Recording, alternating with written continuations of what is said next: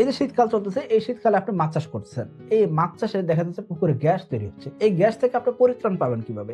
আপনার মাছ ভাসতেছে, আপনার মাছ খাচ্ছে, আপনার মাছগুলো খাবারের দিকে আগ্রহ দেখাচ্ছে না, আপনার মাছগুলো উল্টাপাল্টা সাঁতার কাটতেছে। এর পিছনে কারণ কি? এর পিছনে কারণ থাকতে পারে আপনার পুকুরে গ্যাস আছে। এখন এই গ্যাসটা কেন হয়েছে সেটা আপনাকে বের করতে হবে। তারপর কি করতে হবে? এই গ্যাস আপনাকে দূর করতে হবে এবং কি পরবর্তী সময় যাতে গ্যাস না হয় সেরকম আপনাকে ব্যবস্থা নিতে হবে। এখন এই জন্য আপনি কি করছেন? আপনি পুকুরে চিটাগুড় দিয়ে দিচ্ছেন। আপনি জানেন যে চিটাগুড় দিলে কি হয়? কার্বন সোর্স দিলেন, এখানে পুকুরে গ্যাস অটোমেটিকলি বেড়ে যায়। শুধুমাত্র চিটাগুড় দিলে, কার্বন সোর্স দিলেন, এতে করে আপনার পুকুর থেকে গ্যাস বেড়ে যাবে এমন নয়। তো আপনাকে কি করতে হবে? এর সাথে আপনাকে অবশ্যই একটা যে কোনো একটা প্রোবায়োটিক মিক্স করে দিতে হবে। এতে করে কি হবে? আপনার পুকুরে একটা প্রাকৃতিক খাবার তৈরি হওয়ার একটা সুযোগ তৈরি হবে। আর প্রাকৃতিক খাবার যখন তৈরি হতে থাকে তখন কিন্তু দেখা যাচ্ছে অ্যামোনিয়া গ্যাসটাকে কাজে লাগায় কিন্তু প্রাকৃতিক খাবারটা তৈরি হয়। অর্থাৎ দেখা যাচ্ছে যে অ্যামোনিয়া যে গ্যাসটা বলা হচ্ছে যে এখানে NH3 আছে, অর্থাৎ নাইট্রোজেন আছে। এই নাইট্রোজেনটা দরকার হয় ফাইটোপ্লাঙ্কটনের বৃদ্ধির জন্য। অর্থাৎ আমরা জানি যে কোনো গাছপালা সেগুলো বৃদ্ধির জন্য আমরা কি করি? নাইট্রোজেন সার, অর্থাৎ আমরা কি দিয়ে থাকি? ইউরিয়া সার দিয়ে থাকি। সেই ইউরিয়া সার থেকে কিন্তু শুধুমাত্র এই নাইট্রোজেনটা শুধুমাত্র কিন্তু গাছের কাজে আসতেছে।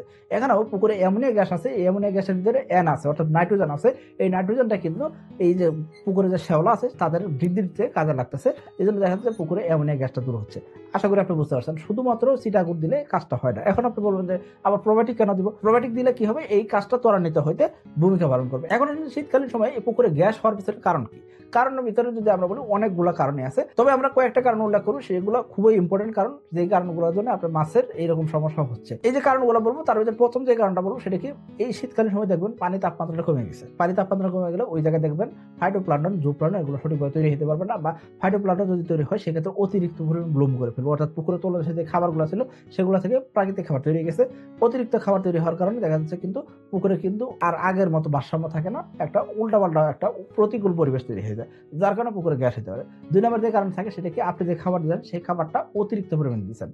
এই কারণে কিন্তু পুকুরে গ্যাস হতে পারে, অর্থাৎ পুকুরে তলদেশে খাবারগুলো পচে খাবার থেকে গ্যাস তৈরি হতে পারে।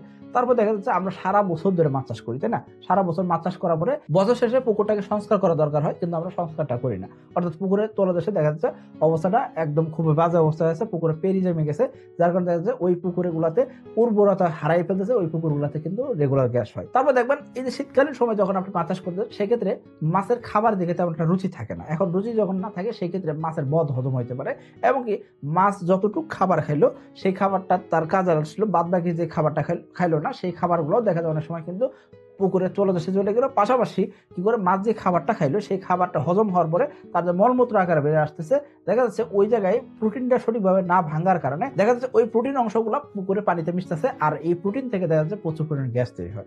এই সব কারণে কিন্তু পুকুরে প্রচুর গ্যাস হচ্ছে। এর পাশাপাশি আরো অনেকগুলো কারণ আছে, তবে আমরা আরো ২-১টা কারণ যদি বলার চেষ্টা করি সেটা কি? দেখা যাচ্ছে অনেক সময় পুকুরে প্লাঙ্কটন গুলো মরে যায়, পুকুরে তলদেশে পড়ে যায়। অনেক সময় আমরা কি করি? জীবাণুনাশক ব্যবহার করি। জীবাণুনাশক ব্যবহার করে সবগুলো প্লাঙ্কটন মেরে ফেললাম। মেরে ফেলে আমরা পুকুরে তলদেশে সেগুলোকে দিয়ে দিলাম, অর্থাৎ পুকুরের উপরে লেয়ারটা সুন্দর হয়ে গেল, কিন্তু পুকুরের নিচের স্তরে যায় এই যে লেয়ারটা, অর্থাৎ মোটা যে স্তর ছিল পুকুরে, সবুজ স্তর ছিল অথবা লাল স্তর ছিল, সেগুলো পুকুরে তলদেশে গেল। অনেক সময় দেখা যায় পুকুরে অতিরিক্ত পরিমাণ মাছ মারা গেছে, এরকম অনেক পুকুরে হয়। ওই পুকুরগুলোতে কিন্তু গ্যাস হওয়ার সম্ভাবনা থাকে। আশা করি আপনি বুঝতে পারছেন পুকুরে গ্যাস হওয়ার নানান ধরনের কারণ আছে। সেই কারণগুলো আসলে কি সেটা আপনি জানলেন। এখন আসলে গ্যাস থেকে পরিত্রাণ পাওয়ার উপায় কি? গ্যাস থেকে পরিত্রাণ পাওয়ার জন্য আমি কয়েকটা পদ্ধতি বলবো।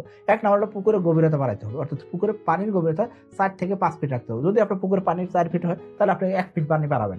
যদি আপনার পুকুরে পানি 5 ফিট হয় সেক্ষেত্রে আপনি 1 ফিট বাড়াবেন, অর্থাৎ যতটুকু আপনার পানি আছে তার সাথে 1 ফিট পানি গভীরতা বাড়াই দিবেন। এতে করে আপনি দুইটা সুবিধা পাবেন। এক নম্বর হলো মাছ খাবে না, মাছ ভাসবে না, মাছের পুকুরে অক্সিজেন সরবরাহ হবে না। 2 নম্বর যে সুবিধা পাবেন সেটা কি? আপনার পুকুরে গ্যাস তৈরি হবে না, অর্থাৎ এখানে পুকুরের স্তর বাড়লো, অর্থাৎ মাছ এখানে সুস্থ সবলভাবে বেড়ে ওঠার একটা জায়গা পাবে। তারপর আপনি যে কাজটা করবেন সেটা কি? আপনি কোনোভাবেই শীতকালীন সময় পুকুরে হররা টানবেন না। 3 নম্বর যে কাজ করবেন সেটা কি? আপনি পুকুরে প্রতি মাসে মাসে চুন, লবণ, প্রোবায়োটিক ব্যবহার করবেন। চুন দিবেন, পরের দিন লবণ দিবেন, তারপরের দিন আপনি প্রোবায়োটিক ব্যবহার করবেন। তারপরে যে কাজটা আপনি করবেন সেটা কি? আপনি মাছের ঘনত্ব যেটা দিচ্ছেন সেই ঘনত্ব অবশ্যই কম রাখার চেষ্টা করবেন। যদি আপনি মাছের ঘনত্ব বেশি থাকে সেক্ষেত্রে ঘনত্ব একটু কমাই দেওয়ার চেষ্টা করবেন। এতে করে দেখবেন যে আপনার মাছ চাষটা সহজ হবে, নিরাপদ হবে। এরপর পুকুরে গ্যাস যাতে না হয় সেই জন্য আপনি কি করবেন? আপনি অবশ্যই যে খাবারটা দিয়েছেন সেই খাবারটা ভাসমান খাবার দিবেন, এবং কি খাবার যতটুকু দরকার ততটুকু খাবার দিবেন। খাবার কোনোভাবে বাড়তি খাবার দেওয়ার দরকার নাই। মাছ যতটুকু খাবার খাতে ততটুকু দিবেন। কোনোভাবে ডুবন্ত খাবার, পিলেট খাবার বা আমরা সরিষা খোল যে গুলায় রেখে খাওয়ানো দেয় সেটা আমরা দিব না। এর পাশাপাশি পুকুরে কোনোভাবেই কোনো প্রকার সার আমরা ব্যবহার করবো না, অর্থাৎ সেটা ইউরিয়া সার হোক, এমওপি সার হোক, ডিএপি সার হোক, পটাশ সার হোক বা গোবর সার হোক, যে কোনো সারই হোক না কেন কোনো প্রকার সার আমরা পুকুরে ব্যবহার করবো না। এর পাশাপাশি আমাদের খুব ভালোভাবে একটা জিনিস খেয়াল করতে হবে, আমরা অনেকেই কি করে থাকি, শীতকালীন সময় মাছের রোগ ব্যাধি হইতেছে বা মাছের রোগ হচ্ছে এরকম দেখতেছি, অথবা মাছের রোগ হয়ে গেছে এরকম সমস্যা পড়ার সাথে সাথে আমরা পুকুরে অ্যান্টিবায়োটিক দেওয়া শুরু করি, অর্থাৎ মাছের অ্যান্টিবায়োটিক খাওয়ানো শুরু করি। এই কাজটা আমরা করবো না, আগে দেখবো সেটা সমাধান করা যায় কিনা। অ্যান্টিবায়োটিক দিলে অনেক সময় কি হয়, মাছ সঠিকভাবে খাবার খাইতে চায় না, ওই সময় যে খাবার দিতে হয় সেই খাবারগুলো নষ্ট হয়, এবং পুকুরে মাছের একটা উল্টাপাল্টা একটা শারীরিক কার্যক্রম চলতে থাকে, এবং কি এই অ্যান্টিবায়োটিকটা কিন্তু মানুষের জন্য ক্ষতিকর। ওই জন্য বলবো যে আপনি যখন অ্যান্টিবায়োটিক ব্যবহার করছেন, এই অ্যান্টিবায়োটিকের কারণে কিন্তু পুকুরে নানাবিধ সমস্যা তৈরি হয়। তো আমি বলবো আপনি পুকুরে অ্যান্টিবায়োটিক না দিয়ে মাছ চাষটা কিভাবে করা যায় সেই কাজটা করার চেষ্টা করবেন। আশা করবো এইসব কাজ যদি আপনি সঠিকভাবে করতে পারেন, সেক্ষেত্রে সাকিব এগ্রোটেকের যারা এসে তেলাপিয়া চাষে আছেন তারা কিন্তু এই শীতকালীন সময় একদম রিল্যাক্সে মাছ চাষ করছেন, তাদের মতো আপনি মাছ চাষ করতে পারবেন। আপনি এখন বলতে পারেন যে সাকিব এগ্রোটেকের এসে তেলাপিয়া চাষিরা কিভাবে রিল্যাক্সে মাছ চাষ করতেছে। তারা একটা গাইডলাইন পাচ্ছে, তারা রেগুলার একটা মনিটরিং এর ভিতর থাকতেছে, তাদের আমরা একটা বই দিচ্ছি, তারা দেখা যাচ্ছে মাছ চাষে যে কোনো সমস্যাগুলো আমাদের ফোন দিচ্ছে। তো এইসব বিষয়গুলো সাকিব এগ্রোটেকের এসে তেলাপিয়া খামারে করতে পারছেন। হাজার হাজার সফল এসে তেলাপিয়া চাষের মতন আপনি যাচ্ছেন 2025 সালে এসে তেলাপিয়া চাষ করতে। 2025 সালে এসে তেলাপিয়ার দাম নির্ধারণ করেছে ৳1.40। তবে যদি জানুয়ারি মাসে 31 তারিখের ভিতরে পুনঃ বুকিং করেন, সেক্ষেত্রে আপনি পাচ্ছেন 5 দিনের নার্সারি পাউডার ফ্রি।